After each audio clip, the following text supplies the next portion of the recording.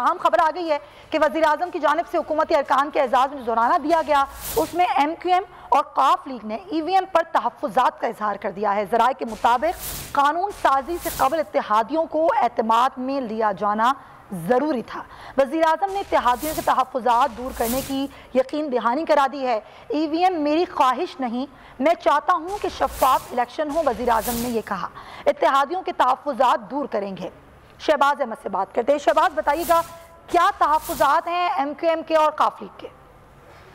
जी बिल्कुल, तो वही MQM और काफ लीग का एक ही तो वो उनका इशू है, वो है EVM। उनका गुज़िश्ता रोज जो शाह महमूद कुरैशी के साथ जो उनकी मुलाकात हुई थी, उस मुलाकात में भी उन्होंने जो EVM पर ब्रीफिंग दे तहफ़्फ़ुज़ात का इज़हार किया था। आज फिर मुस्लिम लीग काफ और MQM के वज़रा ने आज वज़ीर आज़म को कहा कि EVM पर पहले में मुकम्मल तौर पर जो है हमारे तहफ़्फ़ुज़ात को दूर किया जाए, हमें एतमाद मिलेगा, उसके बाद ये कानून साजी करवाई जाए।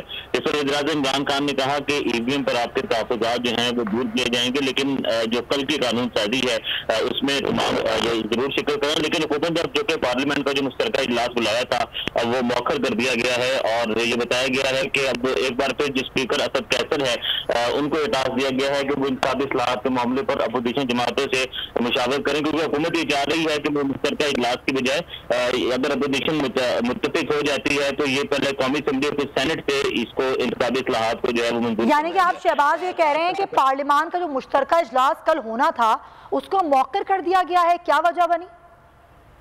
जी वजह यही बनी है उसमें, क्योंकि आज जो दौराना था उसमें हुकूमती अरकान की तादाद भी कम थी। तो तकरीबन हम देखते हैं कि हुकूमत के कौमी असम्बली और सेनेट के अगर अरकान की तादाद कहते हैं ना तकरीबन 221 बनती है, लेकिन ज़राए ने बताया कि 160 के करीब थे।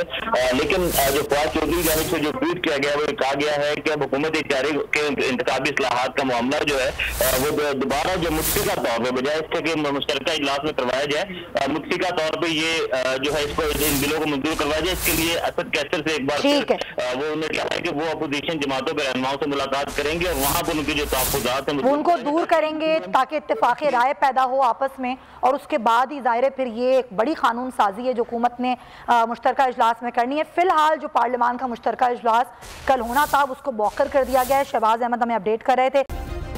सब्सक्राइब करें और बेल दबाएं ताकि कोई खबर रह न जाए।